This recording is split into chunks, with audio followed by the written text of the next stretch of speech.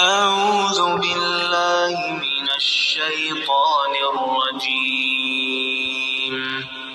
بسم الله الرحمن الرحيم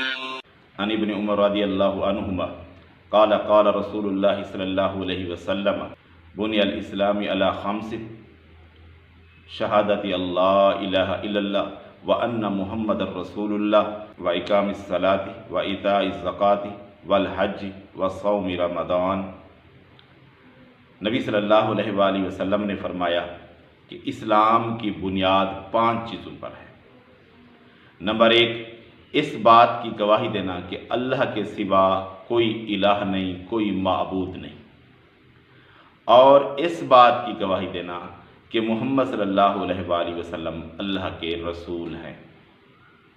اور اس کے بعد نماز قائم کرنا، زکوٰۃ ادا کرنا، حج کرنا اور رمضان المبارک کے روزے رکھنا۔ تو اسلام کی بنیاد ان 5 چیزوں پر ہے۔ پتہ چلتا ہے کہ کوئی شخص مومن مسلمان ہے کہ نہیں اگر وہ ان 5 چیزوں میں سے کسی ایک چیز کا بھی انکار کر دے تو وہ مومن مسلمان نہیں، اس کا اسلام کے ساتھ کوئی واسطہ نہیں۔ تو اسلام کی بنیاد انہی چیزوں پر ہے جو ظاہر ہوتی ہے کہ پہلے نمبر پر بندہ اللہ تعالیٰ کی الوہیت کا اقرار کرے اور اس کے ساتھ محمد رسول اللہ صلی اللہ علیہ وآلہ وسلم کی رسالت کو مانے،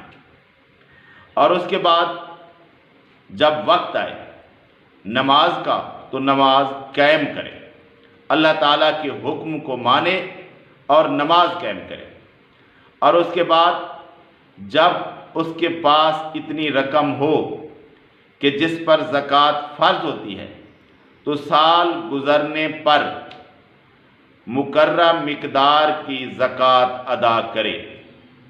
اور اس کے بعد اگر اللہ تبارک و تعالیٰ نے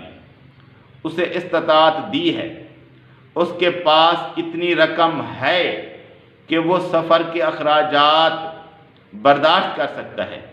اور وہاں جا سکتا ہے سعودی عرب میں مکہ کے اندر، تو وہاں جا کر حج ادا کرے۔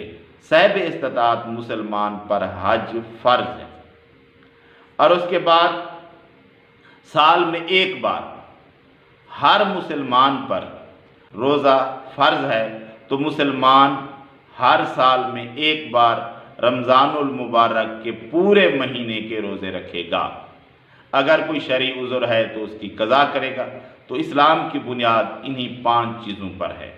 یہ نبی صلی اللہ علیہ وآلہ وسلم کی حدیث ہے، صحیح بخاری کے اندر موجود ہے، حدیث نمبر 8 ہے۔